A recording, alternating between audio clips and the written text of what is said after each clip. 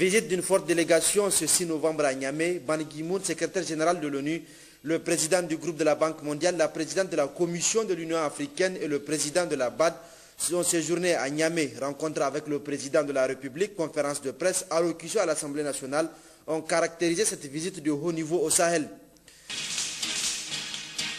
La croissance démographique et l'amélioration des conditions de vie de la femme étaient au cœur de cette visite conduite par le secrétaire général de l'ONU, Ban Ki-moon, d'où l'appel à l'action en faveur de la santé des femmes et de l'éducation des filles dans le Sahel lancé ce jour par le président de la République, Issoufou Mahamadou. Partage d'expériences sur le pastoralisme au Niger entre la délégation béninoise et le réseau des organisations des pasteurs et éleveurs de notre pays. Le code pastoral au Niger a été exposé.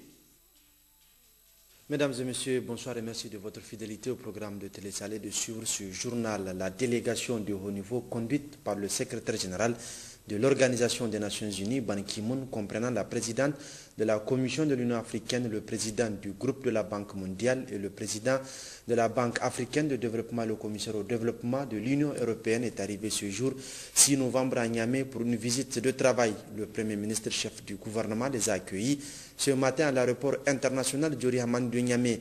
Ban Ki-moon, Dr Jim Yong Kim et Andris Pelga ont été salués par Brigitte Raffini et les autres membres du gouvernement.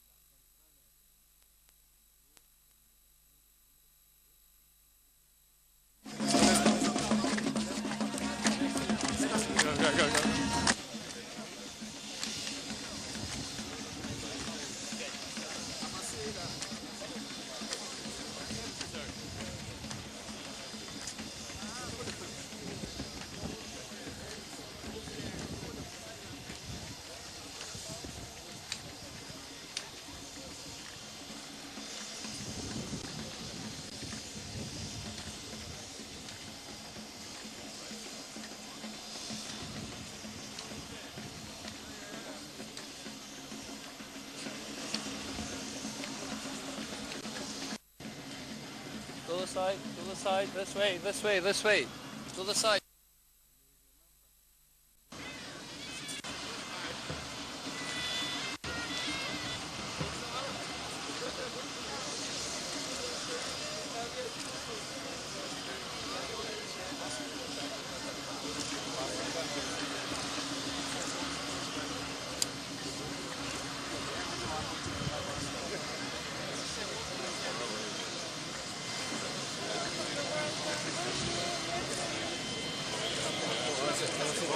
Le passage.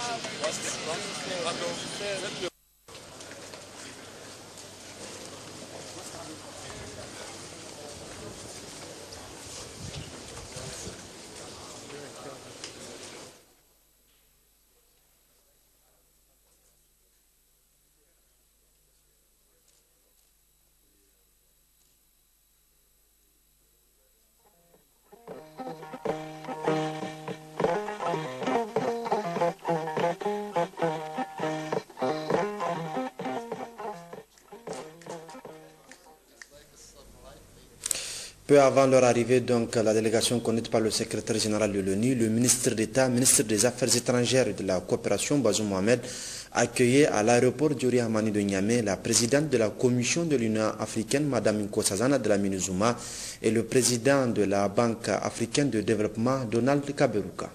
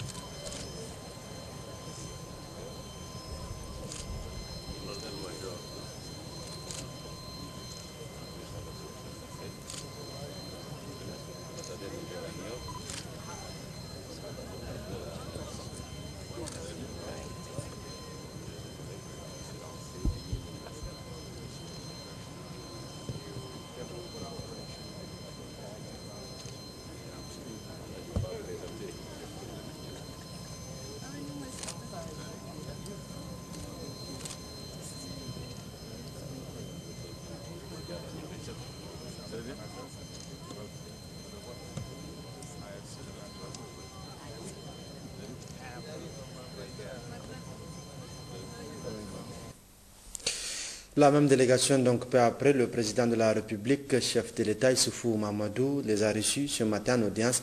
Dans cette délégation conduite par le secrétaire général de l'ONU, Ban Ki-moon, la délégation qui comprenait la présidente de la Commission de l'Union africaine, Mme Nkosazana de la Minizuma, le président de la Banque africaine de développement de l'Inde Kaberuka, le président du groupe de la Banque mondiale, Jim Yong Kim, et le commissaire au développement de l'Union européenne, Andriy Piebalgs, qui poursuivait donc à Niamey la mission conjointe au Sahel entamée hier à Bamako, au Mali.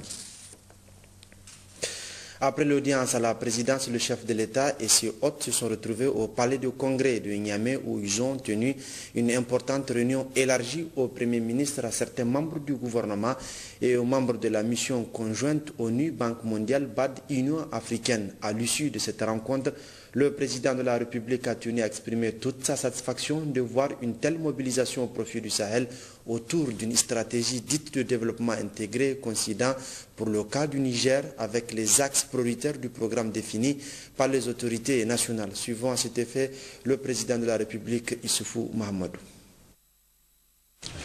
Il est extrêmement rare que des responsables d'un tel niveau se déplacent ensemble. Le très haut niveau de la mission conjointe qui visite le Niger aujourd'hui montre combien la communauté internationale a pris conscience de la gravité de la situation du Sahel en général et celle du Niger en particulier. La gravité de la situation du Sahel est liée à la conjonction de plusieurs facteurs défavorables. Faiblesse des États, menace des organisations terroristes et criminelles, rébellions armées, changement climatique, pression démographique forte, faiblesse du développement humain, ampleur des problèmes humanitaires. Au Niger, nous avons pris conscience très tôt de ces handicaps.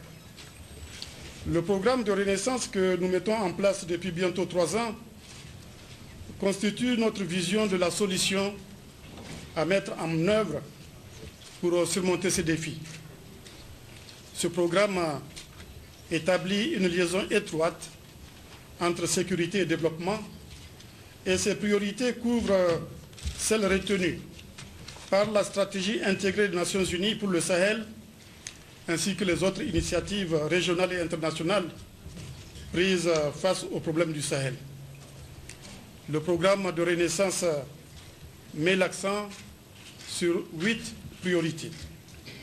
Première priorité, construire des institutions démocratiques stables et fortes, capables de promouvoir la bonne gouvernance politique et économique, c'est-à-dire d'assurer un exercice démocratique du pouvoir, de garantir les droits, les libertés et la justice aux citoyens, de lutter contre la corruption et la fraude fiscale, d'améliorer l'efficacité de la dépense publique, de construire une administration moderne et performante, de promouvoir la décentralisation et donc la démocratie à la base.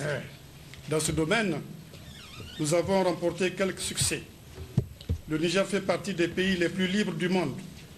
Il a amélioré son indice de perception de la corruption, mais beaucoup reste à faire, en particulier s'agissant du renforcement des capacités de l'administration.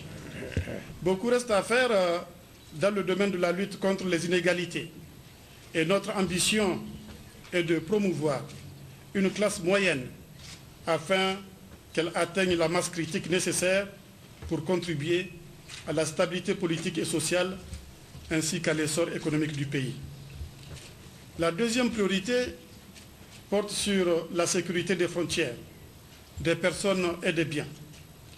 Le Niger, comme on le sait, occupe une place centrale au Sahel et de ce fait est le plus exposé aux menaces. Il constitue un verrou entre la partie occidentale du Sahel et sa partie orientale. Il a subi de plein fouet les effets de la crise libyenne et de la crise malienne, ainsi que les conséquences des actions terroristes de Boko Haram au Nigeria. Nous avons pu néanmoins rester un relatif îlot de paix dans une région tourmentée.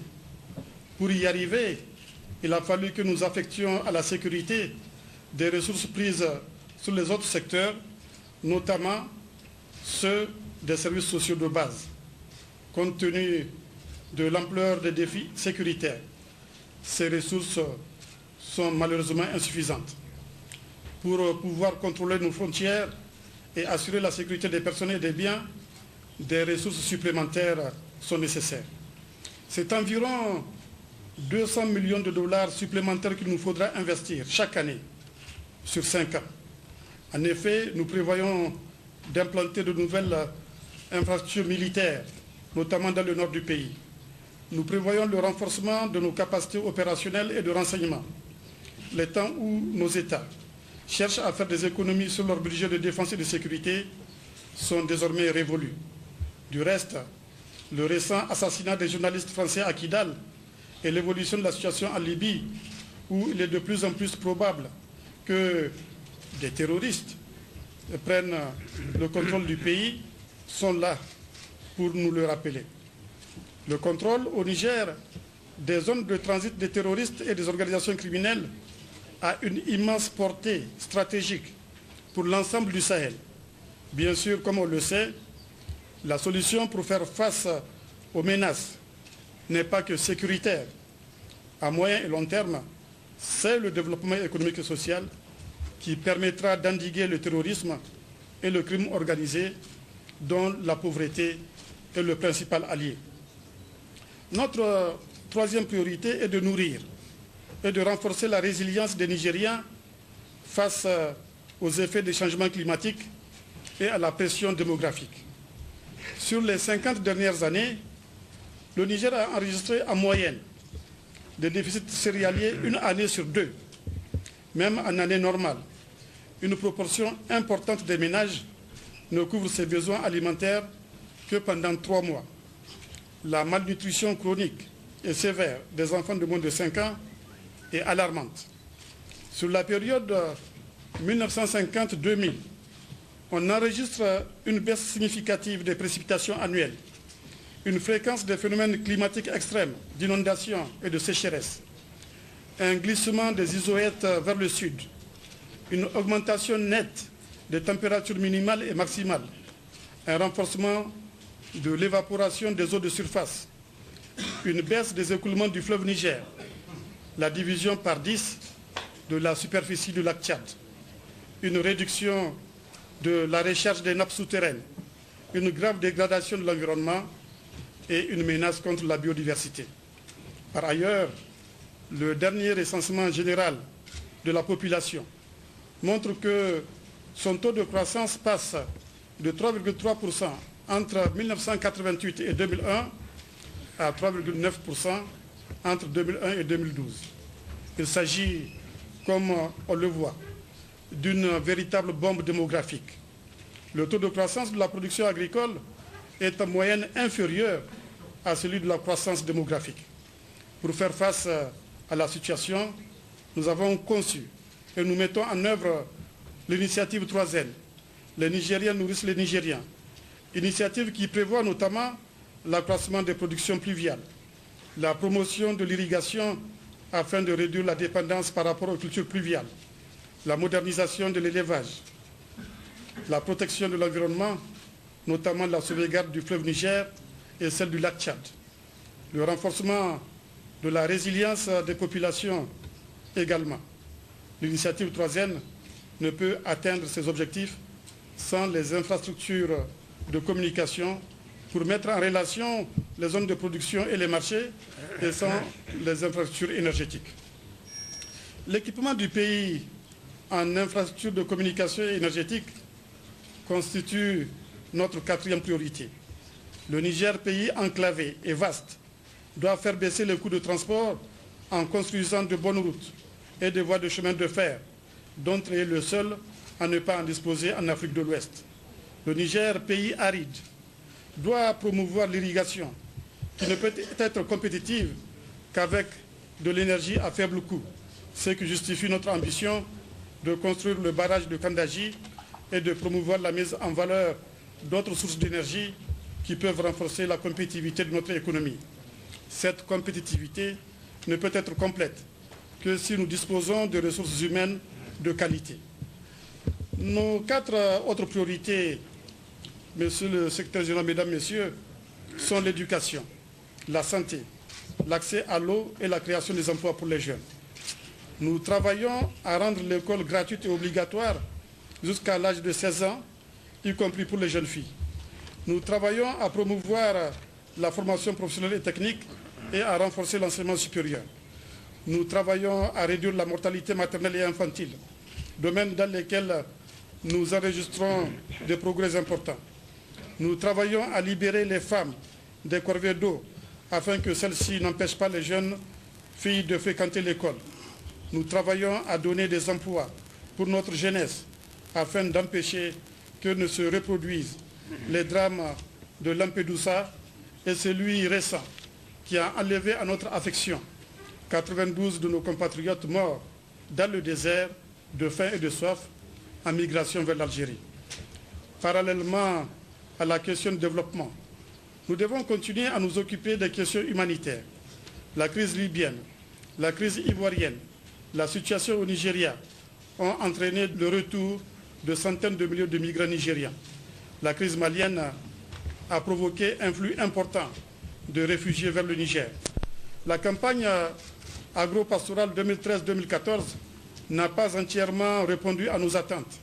Je lance donc un appel ici, pressant, à la communauté internationale pour qu'elle aide massivement le Niger.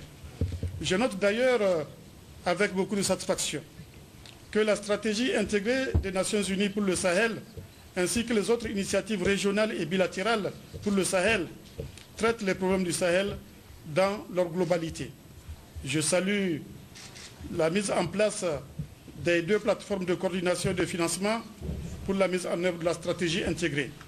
Je salue également la proposition de l'ouverture d'un fonds d'action pour le Sahel, celle de la réunion des ministres des Finances et du plan des pays du Sahel pour examiner et confirmer les priorités identifiées.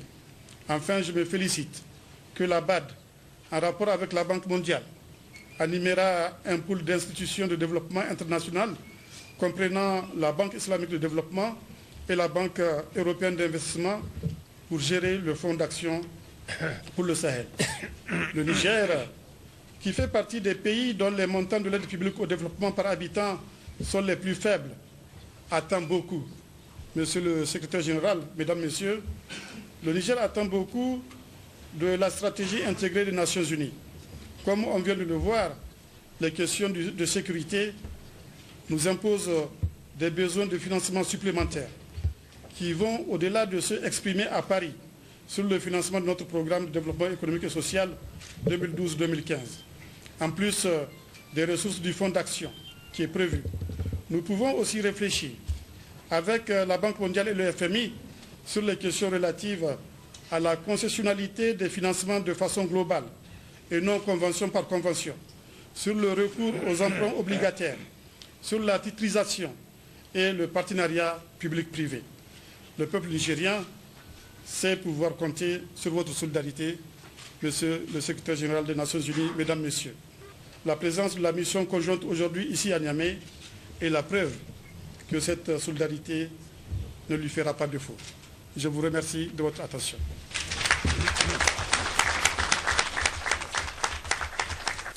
Et le point d'orgue de la mission conjointe que le secrétaire général de l'Organisation des Nations Unies, Ban Ki-moon, vient de conduire à Niamey, c'est l'appel à l'action en faveur de la santé des femmes et de l'éducation des filles dans le Sahel, prononcé par le président de la République, chef de l'État Issoufou Mahamadou. Dans cet appel de Niamey, le président Issoufou Mahamadou s'est engagé à investir dans la jeunesse et appelle les partenaires à accompagner cette initiative. La vraie richesse de tous les pays, en particulier ceux du Sahel, réside dans les peuples. La population des pays du Sahel est majoritairement jeune. Par exemple, 2 Nigériens sur 3 ont moins de 24 ans. C'est à la fois une chance et un défi majeur. C'est un défi majeur car ces jeunes doivent être nourris, éduqués et soignés. Une fois formés, ils doivent trouver des emplois. C'est une chance car ils constituent un immense potentiel de production de richesses. Les pays du Sahel peinent à exploiter ce formidable potentiel car beaucoup d'enfants meurent encore avant leur 5e anniversaire et plus de la moitié sont malnutris. Toutes les filles et tous les garçons ne bénéficient pas d'une éducation adéquate. Les pays du Sahel peinent à exploiter ce potentiel car les jeunes filles sont en butte au mariage précoce qui mettent en danger leur vie et celle de leurs enfants. Certes, au niveau mondial, le Niger est depuis 1990 le pays ayant réduit le plus considérablement la mortalité infantile. Nous avons également réduit la mortalité maternelle. Nous avons fait aussi beaucoup de progrès dans le domaine de l'éducation. Cependant, il y a encore beaucoup d'efforts à faire. En effet, quand je regarde vers le futur, je constate que la génération de mes enfants sera numériquement 3 fois plus importante que la mienne. Cela signifie que vont s'accroître tous les besoins futurs, alors même que les besoins présents sont loin d'être satisfaits. Besoins en alimentation, besoins en éducation, en santé, en eau, etc. La main-d'œuvre grandissante doit donc posséder les compétences et les capacités pour être un atout en vue d'accroître la production de richesses, faire face aux besoins et à la compétition sur le marché international. C'est dire que nous devons créer les conditions nous menant vers plus d'opportunités productrices de biens, faire en sorte que, par exemple, la modernisation du secteur rural aide à atténuer la pression sur les terres, pression génératrice de conflits, et que cela accroisse la prospérité des Nigériens. En tant que père et chef d'État, je veux que nos enfants, au Niger et dans tout le Sahel, profitent des meilleures opportunités que la vie puisse leur offrir. Je suis convaincu que les autres chefs d'État partagent cette même vision d'un meilleur avenir pour leur peuple. Le bien-être familial est une aspiration profonde des sociétés en général, celle du Sahel en particulier. Pour réaliser cette aspiration, chaque femme, chaque enfant doit être en bonne santé, bien nourri, bien éduqué, afin d'avoir la possibilité de prendre en main son propre destin. Afin d'assurer la santé et la prospérité de la famille, une femme doit donner la vie à son premier enfant à un âge approprié. Mari et femme doivent recevoir notre appui pour espacer les naissances, afin que chaque enfant qui naît puisse vivre, grandir, devenir plus fort, être en meilleure santé et devenir un citoyen productif. Ensemble, nous devons nous assurer que tous les enfants, et surtout les filles, restent à l'école le plus longtemps possible, afin qu'ils puissent augmenter leurs chances de succès au cours de la vie et que les mariages précoces ne mettent pas en danger la vie des jeunes filles et de leurs enfants. Mobilisons-nous pour que chaque enfant survive. Si nous accompagnons les familles dans ce sens, nous accroîtrons notre force en tant que communauté et nation. Ainsi, nous construisons un Sahel plus apaisé, où il fait bon vivre, et un Sahel plus résilient pour mieux faire face aux chocs, notamment aux sécheresses, aux inondations et aux pénuries alimentaires. Les pays du Sahel doivent sortir du cercle vicieux de la pauvreté et enclencher le cercle vertueux du développement humain. En effet, à l'image du serpent qui se mord la queue, le développement contribue à créer les conditions de la transition démographique, pendant que la transition démographique, à son tour, nourrit le développement. Je reste convaincu, et les autres chefs d'État de la région aussi, que si nous travaillons ensemble, en nous appuyant sur ce que nous avons déjà accompli, nous atteindrons au niveau du Sahel un développement économique et social plus important, ainsi qu'une stabilité et une prospérité partagée, garantissant par ce biais l'avenir de notre région et le futur de nos enfants.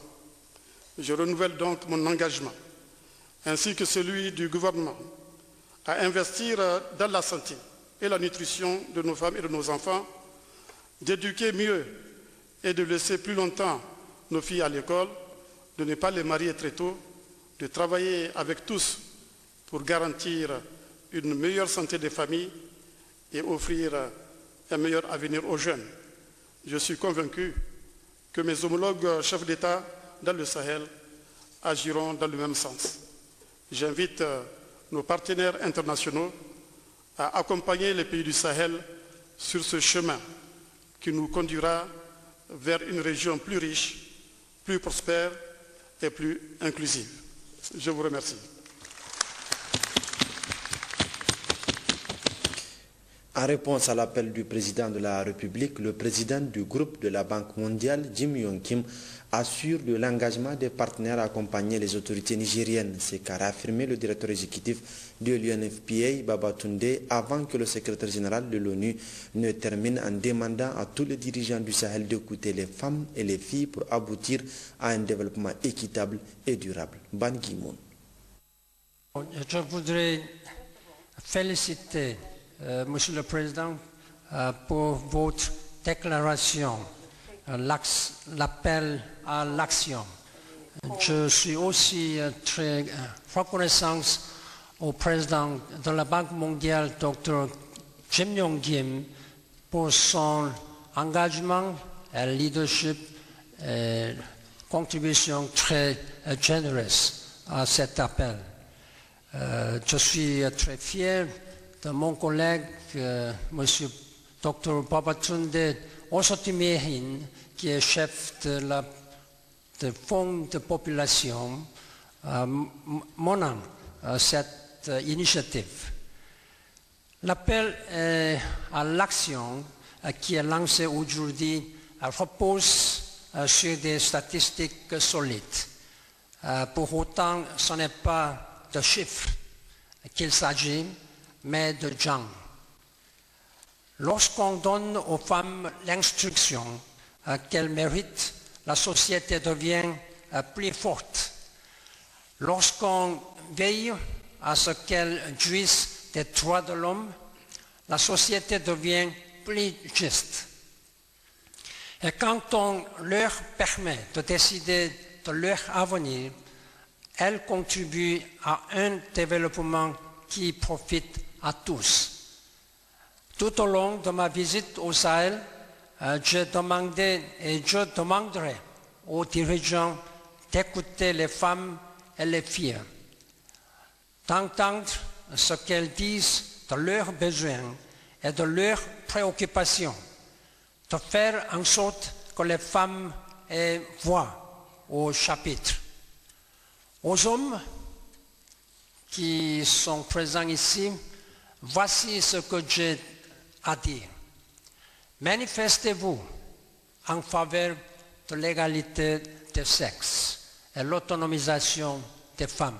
C'est une priorité de mon mandat comme secrétaire général des Nations Unies. Pour que l'action démographique paie des dividendes, il y a beaucoup de travail concret à faire. Il faut investir dans les jeunes pour qu'ils puissent réaliser pleinement leur potentiel. Il faut améliorer les soins de santé pour les femmes et les filles. Il faut accroître l'accès au planning familial, relever l'âge du mariage, scolariser davantage de filles, combattre le VIH-Sida. Ces modules sont importants, mais elles ne sont pas suffisantes. Nous devons également changer les mentalités. Les femmes doivent pouvoir revendiquer leurs droits, mais je veux que les hommes le fassent avec elles. Je veux qu'ils contribuent à créer des conditions dans lesquelles leurs filles, leurs sœurs et leurs femmes jouiront d'une pleine égalité. Qu'ils aident à créer une société dans laquelle les femmes n'ont pas à craindre que les hommes les maltraitent. Qu'ils aident à créer des familles dans lesquelles l'homme et la femme décident ensemble du nombre d'enfants qu'ils auront et qu'ils le fassent maintenant. Je suis convaincu que les hommes du Niger et du Sahel sont capables de soutenir les femmes de leur pays et de leur région et qu'ensemble, vous pourrez bâtir un avenir différent. L'ONU sera à vos côtés, tandis que vous avancez sur la voie du progrès. Je vous remercie. Thank you.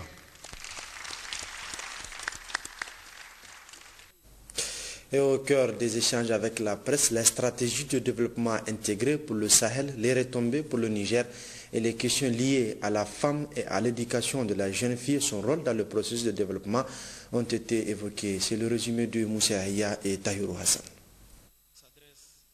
Face à la presse nationale et internationale, le président de la République et les chefs des 5 délégations composant la mission conjointe ont développé les thèmes déjà évoqués lors de la rencontre avec le gouvernement, mais cette fois dans les moindres détails. Répondant à la première question, le chef de l'État a d'abord expliqué l'opportunité que constitue pour le Niger la stratégie de développement intégré pour le Sahel initiée par l'ONU et les autres institutions. Les Nations Unies ont décidé de concevoir et de mettre en œuvre une stratégie intégrée pour l'ensemble des pays du Sahel et donc en particulier pour le Niger. Il se trouve qu'au niveau du Niger déjà nous avons réfléchi à ce que nous appelons une stratégie de sécurité et de développement qui s'adresse en particulier aux zones nord de notre territoire, puisqu'il est désormais établi qu'il y a une liaison étroite entre sécurité et développement. Et la stratégie qui est proposée par les Nations Unies, la stratégie intégrée pour l'ensemble des pays, correspond à notre vision de ce que doit être le développement dans le Sahel et ce que doit être la solution pour faire face aux menaces auxquelles les pays du Sahel sont confrontés. Je voudrais dire ici, par exemple, que cette stratégie va nous soutenir dans le domaine de la gouvernance, elle va nous soutenir dans le domaine de la sécurité et nous aurons un soutien également dans le domaine du développement et sur les questions humanitaires.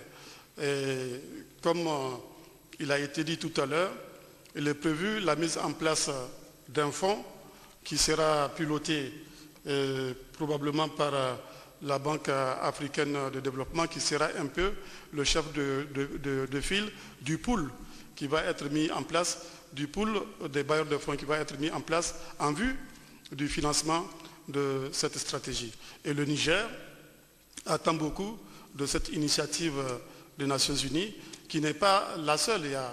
Chacun des partenaires ici a mis en place des initiatives pour le Sahel et l'intérêt de la démarche, c'est que tous les partenaires qui ont des initiatives pour le Sahel vont mutualiser un peu leurs efforts afin que cela puisse avoir une portée maximale. Donc le Niger attend beaucoup de cette stratégie dont les grands objectifs correspondent aux priorités que le Niger a définies dans le domaine de la sécurité, comme je l'ai dit, dans le domaine de la gouvernance politique, dans le domaine du développement, notamment en ce qui concerne l'initiative 3N et les infrastructures, et dans les domaines de la maîtrise aussi de la démographie, ainsi que dans le domaine des services sociaux de base, l'éducation, la santé et l'accès à l'eau pour les populations. Avec le fonds d'action de 8 milliards de dollars au profit de 5 pays du Sahel, la stratégie de développement intégré vise à renforcer la paix et le développement qui sont indissociables selon le secrétaire général de l'ONU, Ban Ki-moon. Nous sommes ici en fait pour démontrer notre solidarité des Nations Unies, de la communauté internationale représentée ici avec les dirigeants de notre partenaire. Le peuple, le gouvernement dans les pays sahéliens ont souffert trop long, trop beaucoup, à cause de la situation sécuritaire, humanitaire et violation des droits de l'homme, la violence. La présidente de la Commission de l'Union africaine, elle, s'est apaisantie sur le rôle de la femme dans ce processus de développement qu'elle juge complémentaire à celui de l'homme. Nkosazana Dlamini Zuma a énuméré pour cela un certain nombre de conditions. Il faut, selon elle, que la femme nigérienne accède à tous ses droits, notamment à la terre pour la promotion de l'agriculture, à l'eau potable, à la santé, à l'éducation, etc. La femme doit aussi, selon Mme Zuma, accéder aux instances de prise de décision et ainsi participer pleinement au développement. Pour sa part, le président du groupe de la Banque mondiale a reconnu certaines difficultés ou lenteurs liées aux procédures de décaissement de fonds au profit des pays en voie de développement avant de s'engager pour le cas de cette stratégie d'assistance conjointe de tout mettre en œuvre pour que les fonds soient disponibles à temps. Car Jim Yong-King estime qu'en venant tous ensemble découvrir le Niger et mutualiser les efforts au profit de ce pays, les actions seront mieux coordonnées et porteront leurs fruits à coup sûr. Intervenant à son tour, le président de la Banque africaine de développement apprécie la manière car selon lui, en agissant tous ensemble, les actions vont permettre d'abord d'assainir les finances et de contribuer plus efficacement au développement. Donald Kaberuka a aussi évoqué les énormes ressources minières et pétrolières dont regorge le Niger et le défi consistera aussi, selon lui, à trouver les voies et moyens pour une meilleure exploitation de ces ressources pour le bien-être des populations qui ont longtemps souffert de tous les maux. Quant au commissaire au développement de l'Union européenne, il a loué la portée de cette stratégie d'aide conjointe avant de notifier que l'Union européenne n'est pas en retard dans son programme pour le Niger, tout simplement parce que les autorités ont satisfait aux conditions de définition des projets clairs et porteurs et celles de saine gestion des finances publiques. Nous avons repris coopération 2011. La même année, nous avons déboursé pour le programme, utilisant déjà le système de l'État Niger, 64 millions d'euros. L'année passée, 124 millions d'euros étaient déboursés seulement dans les lignes de fête. Si je prends toutes les lignes ensemble, ça pourrait être presque 200 millions d'euros. C'est-à-dire que nous pouvons travailler vite, mais il y a deux préconditions qu'il faut faire. La première, qu'il y a les partenaires avec qui nous travaillons qui savent ce qu'ils vont faire. Et je donne exemple, le gouvernement le président vu ce qu'il va faire et c'est plus facile de faire les programmes. Et le deuxième, c'est les risques fiduciaires, ça veut dire la gestion des finances publiques. S'il n'y a pas de problème, on peut travailler très vite. C'est-à-dire avec ces deux préconditions, je peux convaincre toujours les mêmes pays membres de l'Union européenne et les contribuables qu'il faut faire la solidarité avec les pays sahéliens. Enfin, le président de la République, chef de l'État, a conclu en reconnaissant certains problèmes liés notamment à la consommation de crédit et à la lenteur administrative. Problèmes que Issoufou Mahamadou s'engage à résoudre et dont la première phase est déjà franchie avec l'audit qui a été diligenté. Peu après cette conférence de presse, le président de la République, chef de l'État Issoufou Mahamadou, a offert à ses hôtes un déjeuner à l'hôtel Gawé de Niamey. Ce déjeuner a été étendu au président des institutions de la République, à tous les membres du gouvernement et à l'équipe des organisations du système des Nations Unies. La fin de ce déjeuner d'État a été sanctionnée par des échanges de cadeaux, une façon d'immortaliser le passage de cette mission de haut niveau dans notre pays.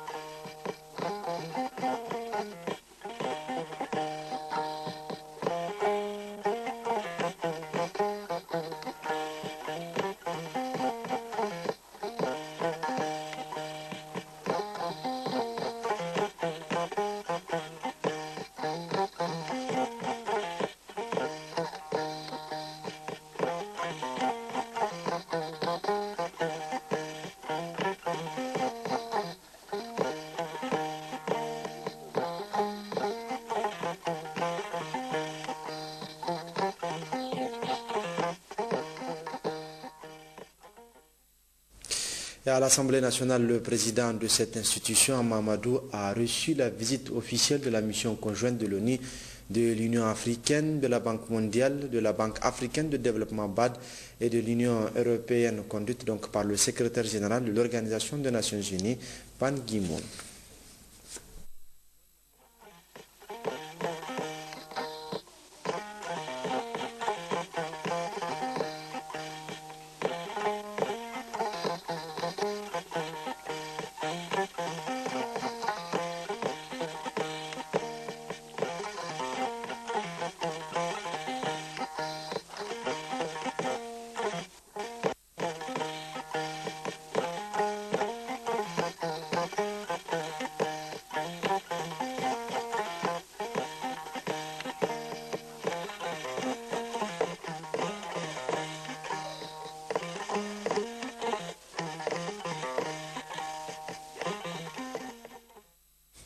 Tout juste après cette audience, la mission conjointe conduite par le secrétaire général de l'Organisation des Nations Unies, Ban Ki-moon, était à l'hémicycle pour des différentes interventions, des interventions enrichissantes qui touchent, entre autres, l'insécurité dans nos pays africains, notamment le Sahel, la bonne gouvernance, des questions liées aux droits de l'homme, de la paix, de la stabilité. Khadijito Hassan, Sidoukou Abdou.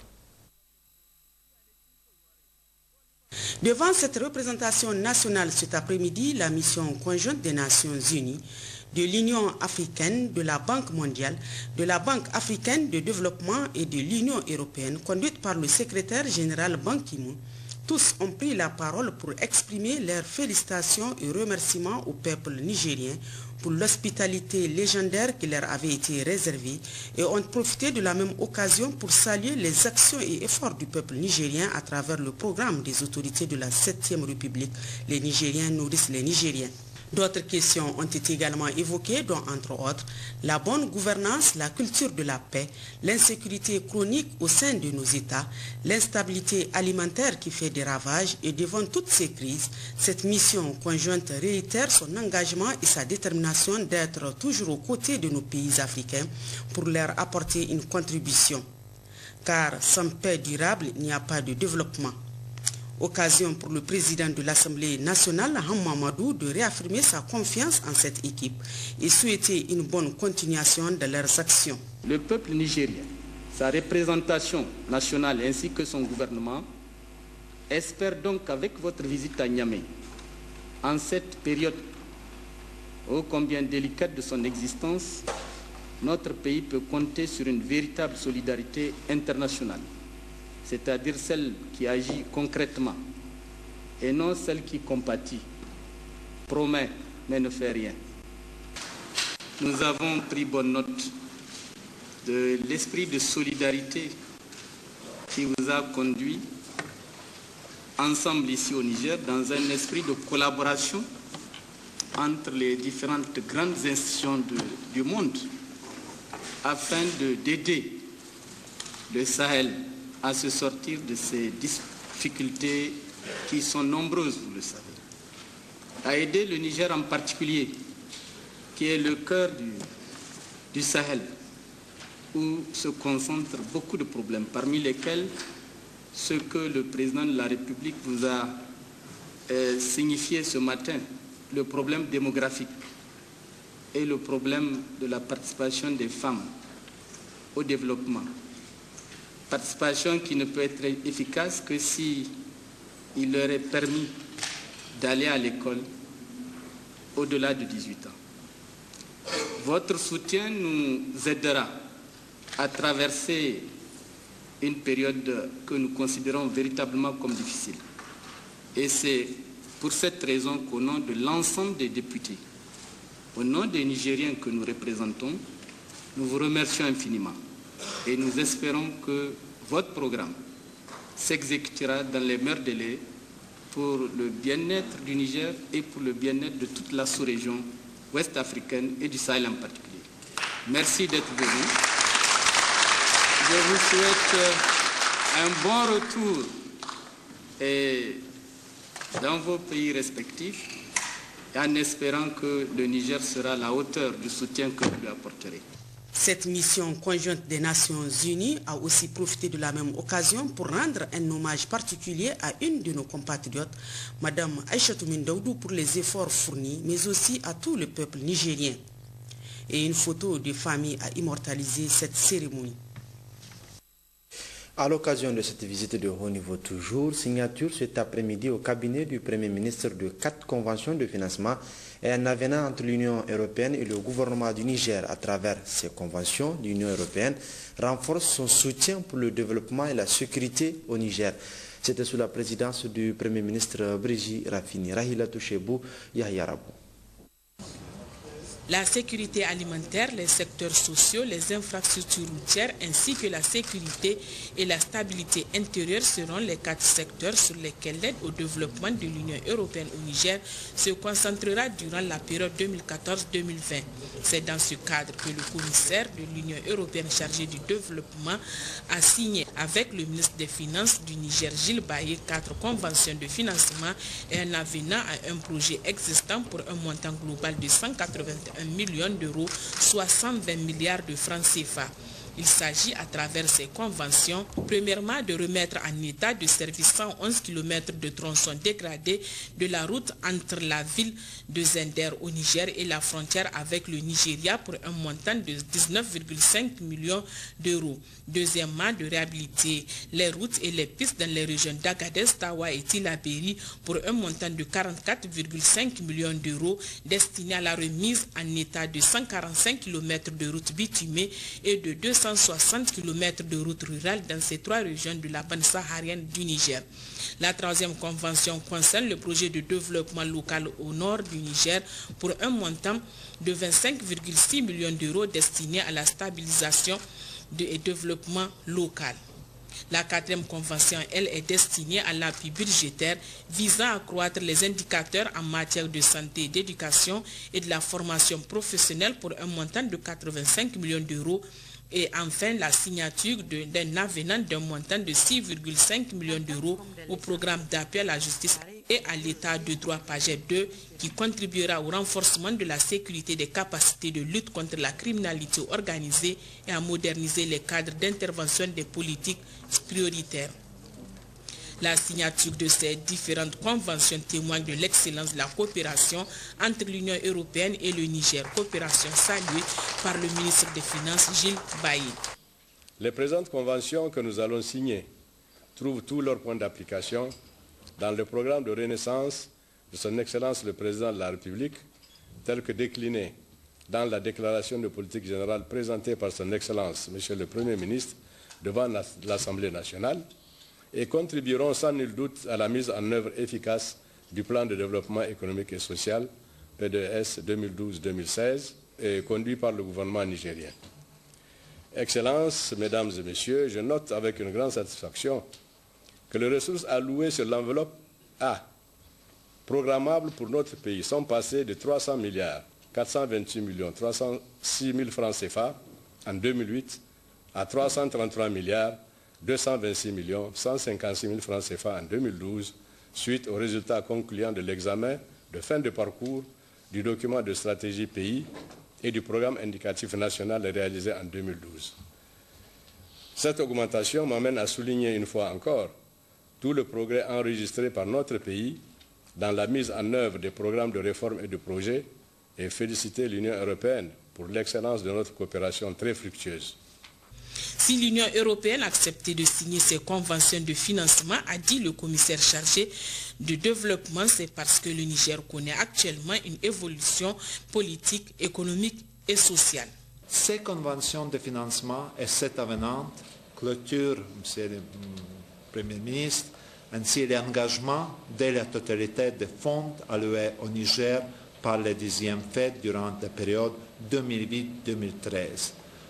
Ce montant total, 508 millions d'euros, soit plus de 335 milliards de francs CFA.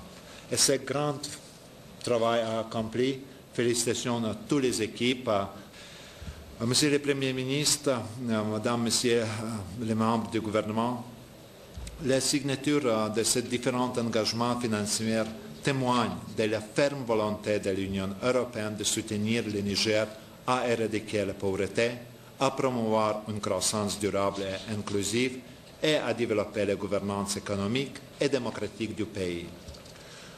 À ce titre, dans le cadre 11e fête, l'Union européenne va mettre à la disposition du Niger au moins de 542 millions d'euros, soit environ 360 milliards de francs CFA pour la période 2014-2020 pour soutenir la sécurité alimentaire, les secteurs sociaux, les infrastructures, ainsi que la sécurité intérieure et la promotion de la paix. Monsieur le Premier ministre, nous avons fait un très bon parcours. Encore félicitations à vous, à votre gouvernement et encore félicitations à mon équipe parce qu'il travaillait très dur pour vous aider dans une situation assez complexe et cet engagement va rester aussi pour dans le futur. Merci. Le Premier ministre Brigitte Raffini, témoin de cette signature de 4 conventions de financement et d'un avenant, a tenu à féliciter et remercier l'Union européenne pour ses appuis constants et multiformes à l'endroit du Niger. Pour ma part également, je dois féliciter les deux équipes nigériennes et européennes pour le travail remarquable accompli et qui a permis de mobiliser toutes ces ressources. Donc je dois dire simplement qu'entre le Niger et l'Union européenne, le courant passe, comme nous disons ici. Merci beaucoup. Félicitations encore. Notez également que plus de 100 millions d'euros d'appui budgétaire ont été octroyés depuis 2008 par l'Union européenne au Niger afin de renforcer la capacité des autorités à fournir des services sociaux. Ainsi, de 2008 à 2012, le taux d'achèvement du cycle d'enseignement primaire a augmenté significativement, passant de 48% à 55,8%. Et la mortalité infantile a été réduite de moitié. 600 km de routes ont été rénovées ou sont en cours de rénovation, ce qui permet d'ouvrir certaines régions à la fourniture de soins de santé et des services éducatifs et d'y encourager les échanges commerciaux. Et il y a quelques instants, le secrétaire général de l'Organisation des Nations Unies, Ban Ki-moon, et sa délégation ont quitté Niamey. Ils ont été accompagnés à l'aéroport international Diori Hamani de Niamey par le ministre des Affaires étrangères et de la coopération, le ministre d'État Bazoum Mohamed et la représentante du secrétaire général de l'Organisation des Nations Unies pour le maintien de la paix en Côte d'Ivoire, Aïchatou Mindour. Okay. Sir, move to the side.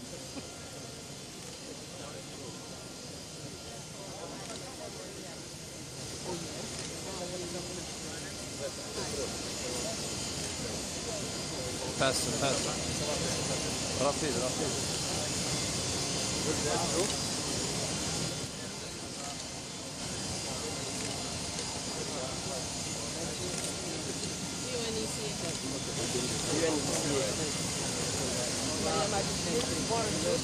UNDP.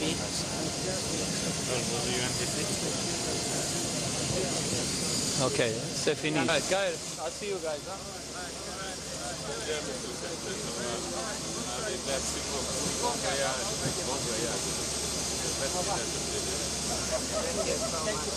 Okay.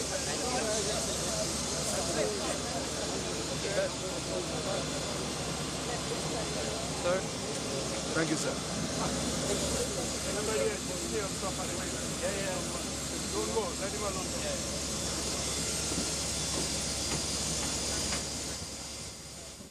Donc, après ce départ du secrétaire général des Nations Unies, la présidente de l'Union africaine, Mme Dlamini Nkosazana Zuma, a également quitté Niamey.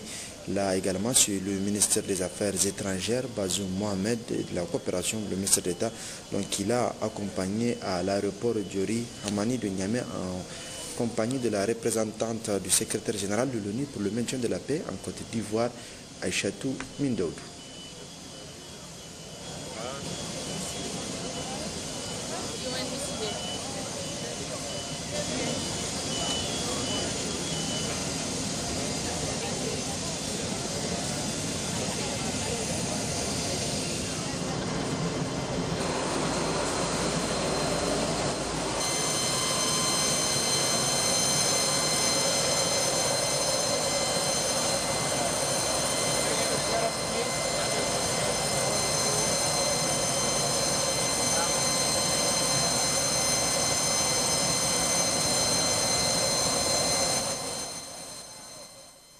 Et ce message du président de la République, chef de l'État, Issoufou Mahamadou, au président de la République française, François Hollande.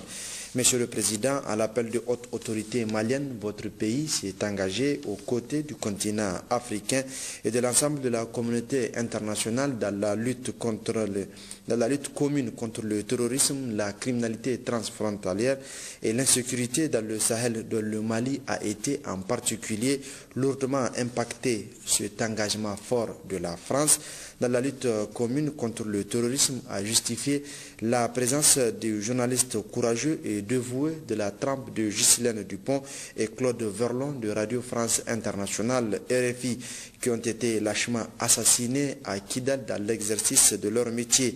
Devant cette tragédie, je voudrais exprimer à votre Excellence les sentiments d'indignation et d'incompréhension qui sont les nôtres et vous faire part de l'immense compassion du gouvernement nigérien à l'endroit des familles des victimes et à la presse française, en particulier Radio France Internationale, si durement éprouvée. Je tiens à vous réaffirmer mon engagement à travailler personnellement avec votre Excellence au succès des initiatives communes en cours au Sahel, dont notamment la stratégie des Nations Unies pour le Sahel, un programme dans lequel je viens de confirmer mon attachement à l'occasion de la visite au Niger du secrétaire général de l'Organisation des Nations Unies, Ban Ki-moon, et des partenaires du Niger. Je vous prie d'agréer, Monsieur le Président, l'assurance de ma très haute considération, signée le Président de la République, Issoufou Mahamadou. Sur tout un autre plan, la République d'Algérie a commémoré le 1er novembre dernier le déclenchement de la révolution qui a fait 1,5 million de morts, d'où son nom de la fête nationale des martyrs. À cette occasion, l'ambassadeur d'Algérie au Niger, par intérim Mehdi Boujma, a offert une réception hier dans les jardins du Grand Hôtel de Niamey. Plusieurs personnalités civiles et militaires faisaient partie des convives. Les images.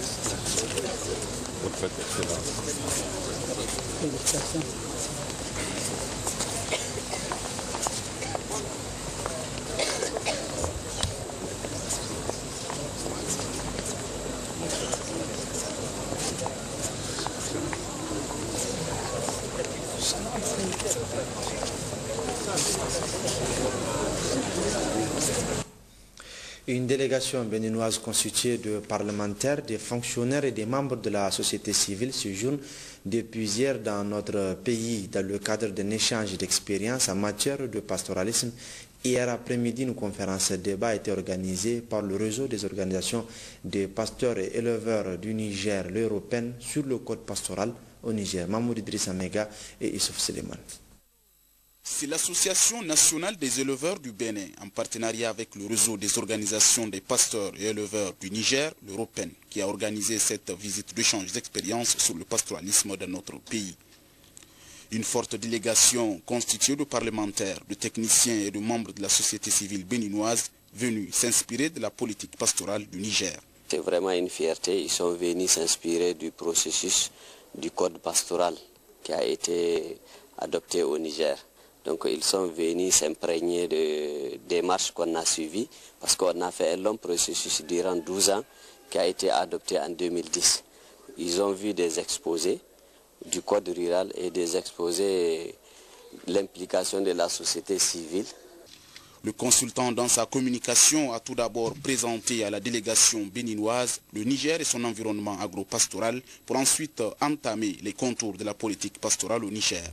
Du début du processus du pastoralisme au montage institutionnel jusqu'à l'adoption de la loi sur le pastoralisme en 2010.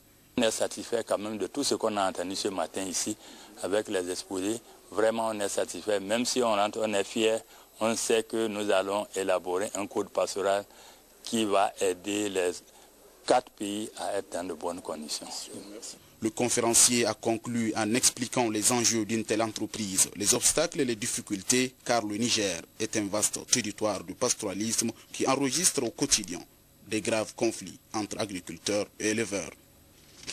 À Niamey, toujours ouverture ce matin au Grand Hôtel d'un atelier de formation des membres de la Commission nationale de dialogue social CNDS en prévention et gestion des conflits sociaux suivi d'une signature d'un protocole d'accord entre le Bureau international du travail BIT et l'École nationale d'administration et de la magistrature ENAM. Cet accord a pour objectif d'appuyer l'ENAM dans ses programmes de formation. Djouari Saka, Abdullah Hamidou.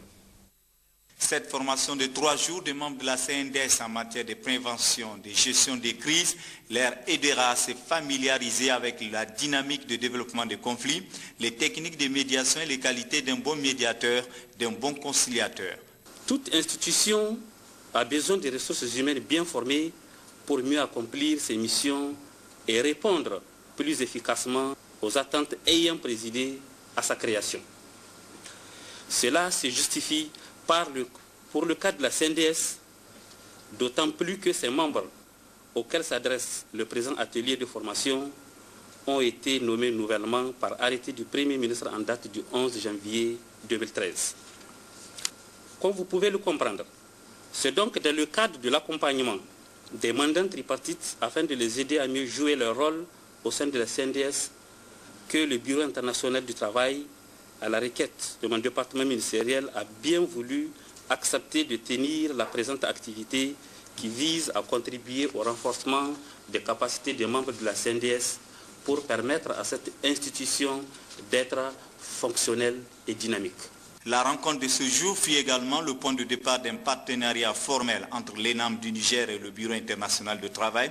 Ils ont signé un protocole d'accord et l'Organisation internationale du travail mettra à la disposition de l'ENAM l'expérience et le savoir-faire de son centre international de formation de Turin dans l'élaboration de curricula de formation et la formation de formateurs. Ce projet de convention a été rédigé de façon participative entre l'ENAM même, le BIT et le ministère en charge du travail. Cette convention est très importante pour nous. Comme M. le directeur a eu à le dire dans son discours, l'École nationale d'administration et de magistrature a en charge la formation non seulement des cadres du travail, mais également aux différents grands corps de l'État, de la fonction publique. Pour François Mourangira, représentant régional Bureau international du travail à Dakar, il souhaite que ce partenariat avec l'ENAM apporte une impulsion nouvelle au dynamisme de la coopération bilatérale entre le Niger et l'Organisation internationale du travail. Quant aux conseillers de la CNDS, que leur organe soit plus fonctionnel afin de créer les conditions favorables pour le développement économique et social du Niger. Une réunion d'orientation pour le renforcement de la surveillance épidémiologique et la vaccination se tient depuis ce matin au centre culturel Amir Sultan de Niamey. Le but de cette réunion est de renforcer la surveillance et la riposte aux maladies prioritaires par une plus grande implication des acteurs dans la lutte. La cérémonie d'ouverture a été présidée par le secrétaire général du ministère de la Santé publique, Guimot Chetea, Youssouf Suleiman. Le plan de développement sanitaire PDS 2011-2015 du ministère de la Santé publique a prévu l'intensification de la lutte contre la maladie, notamment la surveillance épidémiologique, la riposte aux épidémies et la vaccination. C'est dans ce contexte que s'inscrit cette réunion qui regroupe des participants venus des 8 régions du pays. Cela se traduira entre autres par la préparation des plans de riposte aux épidémies, le renforcement des capacités du système de surveillance et de réponse précoce, la mobilisation des ressources appropriées pour assurer des opérations de vaccination systématiques et adéquates, le renforcement de l'accessibilité aux structures de soins par la construction de plusieurs centres de santé intégrés et de cases de santé. Mesdames et messieurs, le but de cette réunion est de renforcer la surveillance et la riposte aux maladies prioritaires par une plus grande implication des acteurs de la lutte. Plus spécifiquement, il s'agira de faire le bilan de la mise en œuvre des recommandations de la réunion tenue à Niamey en mai 2012, faire le bilan des activités réalisées dans le cadre de la riposte aux épidémies, de la surveillance épidémiologique et de la vaccination, formuler des recommandations visant à renforcer la surveillance des maladies à potentiel épidémique en général et les paralysies aiguës en particulier. Et enfin, proposer un mécanisme de suivi de la mise en œuvre des recommandations issues des présentes assises.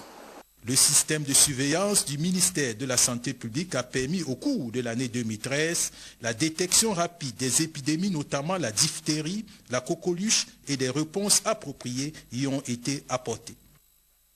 Le Stade général Séni Kounti de Niamey a servi de cadre ce matin à un atelier de mise à disposition de fonds dans le cadre de l'expérimentation des modèles de subvention au comité de gestion décentralisé des établissements scolaires. L'ouverture de cette cérémonie s'est déroulée en présence de tous les partenaires sociaux de l'école Baka Hajara Issa Kaïssa.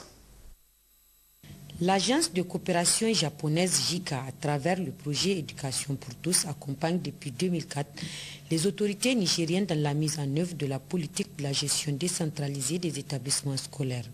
Une action qui contribue de manière significative à l'amélioration et au développement du système éducatif nigérien. C'est ainsi qu'à partir de 2012, la JICA lance une nouvelle phase intitulée Projet d'appui au développement de l'éducation à travers la participation communautaire, une expérimentation qui a couvert 120 écoles de Saï et Torodi avec un effectif de plus de 13 000 élèves pour un coût global de 27 millions de francs CFA. Ainsi, 14 947 élèves des 120 écoles bénéficieront de 30 066 000 cette année. Je voudrais attirer l'attention des membres des comités que la réussite du processus dépend pour une large mesure de leur capacité à mettre en œuvre toutes les techniques apprises lors des sessions de formation organisées à leur intention. C'est justement à ce titre que les comités de gestion et Asusu SA ont convenu de l'ouverture d'un compte pour chaque CGDES. La convention consiste à sécuriser les fonds des CGDES, à assurer une gestion transparente des subventions qui vont être données tout à l'heure. Et par ailleurs, nous avons pensé aussi aux parents d'élèves auxquels il est prévu un programme de bancarisation qui va leur permettre non seulement d'avoir des comptes au niveau de Asusu, mais aussi de pouvoir exercer des activités génératrices de revenus pour ceux qui le désirent. Cette initiative a été fortement saluée par le directeur régional de l'éducation nationale de Tillabéri. Cette subvention est la bienvenue dans la mesure où le pays se trouve dans un contexte, ces zones sont reconnues comme étant des zones où le taux de scolarisation est faible. Donc cette subvention va permettre de maintenir les enfants à l'école et d'accroître le taux de scolarisation. Les activités principales au cours de cette première expérimentation contribuent à l'achat des manuels et fournitures scolaires, des livrets, supports d'exercice, des lampes, des nattes et des piles. Elle permet également d'assurer les études de nuit, les exercices de remédiation, les cours d'appui et les cours supplémentaires. D'une cérémonie à une autre, le dispositif national de prévention et de gestion des catastrophes et crises alimentaires a désormais un nouveau local. La cérémonie de réception a eu lieu ce matin sous la présidence du directeur de cabinet adjoint du Premier ministre et en présence des responsables de l'institution et de plusieurs autres invités. Issa Kaïssa, Mariam Dakou. Décongestionner l'ancien local en vue de mettre les agents dans les conditions adéquates de travail dans un esprit de coordination des interventions de l'ensemble des acteurs intervenant dans le cadre de la prévention et de la gestion des catastrophes et crises alimentaires. C'est pour toutes ces raisons que ce bâtiment, objet de la présente cérémonie de réception, a été construit. d'un coût global de plus de 116 millions de francs CFA. Ce joyau témoigne de l'engagement des autorités nigériennes à créer les conditions idoines pour mieux faire face à la situation récurrente des crises et catastrophes menaçant depuis des années notre pays. Mesdames et messieurs, ce bâtiment est constitué d'un rez-de-chaussée et d'un niveau comportant 13 bureaux, ce qui offre l'opportunité au personnel du dispositif d'accomplir leurs devoirs professionnels dans les meilleures conditions de travail. Il est prévu que ce bâtiment abrite le personnel local du secrétariat permanent du dispositif, ainsi que le coordinateur du projet GIZ, l'expert en crise et relèvement du PNID et l'administrateur des ARC au Niger qui appuie le dispositif. Mesdames et messieurs, poursuivant les mêmes objectifs de renforcement des capacités et d'amélioration du cadre de travail, l'Union européenne, à travers le DV programme, apporte son appui à l'extension des bureaux de la cellule crise alimentaire actuellement en cours de construction dans cette même enceinte. Avec cette extension des bureaux du dispositif et la déconcentration du secrétariat permanent dans les régions, les conditions de travail seront largement renforcées. Des moyens matériels et financiers sont en train d'être mobilisés pour le renforcement des capacités des différents responsables régionaux. Il convient de souligner que l'équipement de ce nouveau local du dispositif national de prévention et de gestion des catastrophes et crises alimentaires sera assuré par la GIZ et la coopération suisse au Niger. Comment rendre le système d'état civil plus performant dans la région de Difa? Tel est le thème d'un forum régional ouvert ce matin à Difa même. C'était sous la présidence du secrétaire général du ministère de l'Intérieur, de la Sécurité publique et de la décentralisation, Adraman Boukari, Adraman Maaz. 2 jours durant, les participants à ce forum régional auront à se pencher sur le fonctionnement du système d'état civil dans la région de Difa, mais aussi et surtout formuler des recommandations allant dans le sens de rendre le système encore plus performant. L'occasion donc pour le secrétaire général du ministère de l'Intérieur, de la Sécurité publique, de la décentralisation et des affaires coutumières et religieuses, M. Ibrahim Mouri, en ouvrant les travaux de ce forum, de rappeler de prime abord l'importance toute particulière de l'état civil au plan administratif et politique, avant de préciser que l'objectif poursuivi à travers le présent forum est de contribuer à rendre le système de l'état civil plus performant, fiable et accessible à tous les citoyens. En effet, a-t-il souligné, malgré plusieurs tentatives pour sa redynamisation avec la définition d'une politique nationale assortie d'un plan d'action et des instruments juridiques pour sa mise en œuvre, notre système de l'état civil continue à connaître des difficultés. Mais avec l'appui sans réserve de l'UNICEF qui reste notre principal partenaire en la matière, l'Union européenne, à travers le programme d'appui au développement du système statistique national pour la promotion de la bonne gouvernance et les autres partenaires, l'espoir est désormais de mise à dit M. Ibrahim Mouri, qui devrait par la suite s'appesantir sur l'engagement de nos plus hautes autorités dans ce domaine. Nous demeurons convaincus qu'avec l'engagement et la détermination des autorités politiques, administratives et administratives de notre pays et l'intérêt des différents PTF, l'état civil sera en mesure d'accomplir honorablement sa mission. Je voudrais pour ce faire rappeler ici la preuve de la détermination de l'État du Niger à remettre l'état civil sur les rails, notamment lorsque son Excellence, Monsieur le Président de la République, chef de l'État, disait à l'ouverture des journées de commune le 2 avril 2013 à Maradi, et je cite, dans le domaine de la gestion du défi démographique, les communes doivent jouer un rôle central dans le cadre du développement de l'état civil, avec l'enregistrement systématique dans nos villages de mariage, de naissance et de frais d'état civil. Fin de citation. Dans cette perspective, le plan de développement économique et social, PDS 2012-2015, véritable outil de la renaissance du Niger, a pris en compte les besoins essentiels de notre système d'état civil.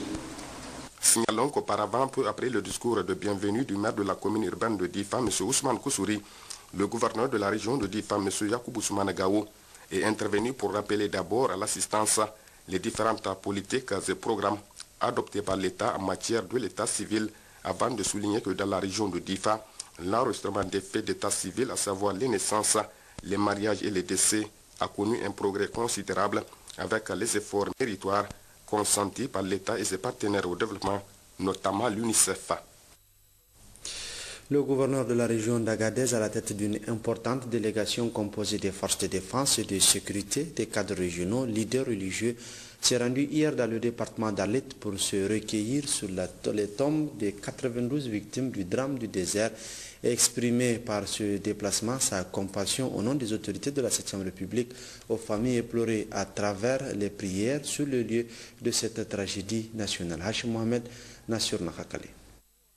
En effectuant cette mission en compagnie d'une importante délégation composée outre des cadres régionaux, les responsables des FDS, les leaders religieux et acteurs de la société civile, les préfets d'Arlit et ses collaborateurs, le gouverneur Garba Mekido, premier responsable de la région, tenait surtout à son nom et celui des autorités de la 7e République, au premier rang desquels le président de la République, chef de l'État, son Excellence Issoufou Mohamedou, et du Premier ministre, chef du gouvernement, Birger Rafini, exprimer la tristesse et la profonde douleur ressentie par la nation tout entière après la disparition tragique de 92 Nigériens, majoritairement constitués d'enfants et de femmes, qui étaient à bord de 2 véhicules de transport clandestins tombés en panne en plein désert sur un itinéraire incertain. De la première tombe située à 52 km au nord d'Arlit, au point où se trouve l'épave du premier véhicule tombé en panne à 163 km, en passant par les puits d'Intiquité, la mission, au fur et à mesure qu'elle a découvert les tombes, éparpillé, prononcé des fatigues et redressé les tombes encore inachevées. Grâce aux indications du préfet d'Arlit, Sirfi Soumana, du maire d'Arlit, Mouli Abdurrahman, le commandant du groupement de la garde nationale, le lieutenant Mustafa Assaghed, les membres de la mission qui étaient auparavant sur le lieu de drame pour inhumer les corps. C'est au coucher du soleil, jeudi vers 18h30, que le cortège est parvenu au véhicule Nissan, près duquel sont enterrés dans une fosse commune 11 personnes membres d'une même famille.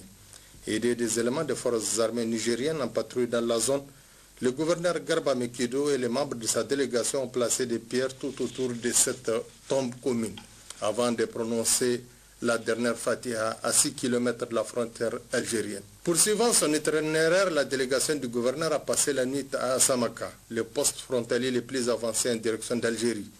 Sur son chemin de retour à Arlit, la délégation a trouvé à une 60aine de kilomètres de Samaka un camion de transport de marchandises en panne depuis 24 heures. À son bord, 46 enfants et 22 femmes en provenance de Tamarasset. La même tragédie allait se produire, n'eût été la découverte de ces cas concrets d'immigration par la délégation du gouverneur Mekido, qui s'est organisée à acheminer ses femmes et ses enfants à Arlit. Ils sont tous originaires du département du Kanti. Très infligé devant ce spectacle, le gouverneur Garba Mekido en appelle à ses collègues des autres régions pour l'aider à mettre fin à cette hémorragie dont le réseau a été démantelé. Au vu de ce que nous constatons, j'ai personnellement beaucoup d'inquiétudes parce que le phénomène, en réalité, il est très profond. Il va falloir que les responsables administratifs à tous les niveaux, on puisse se voir,